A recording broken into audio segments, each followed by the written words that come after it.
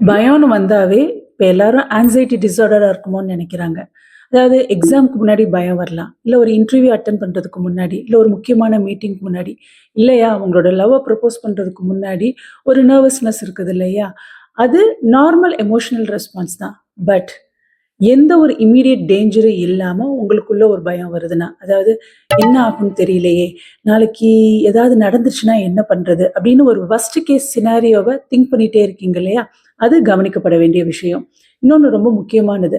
அதாவது உங்களுடைய day to day சில முக்கியமான விஷயங்கள நீங்க இந்த பயத்தினால அவாய்ட் பண்றது. அதாவது நான் வந்து எனக்கு ஃப்ளைட்னா பயம். அதனால நான் டிராவல் பண்ண மாட்டேன்.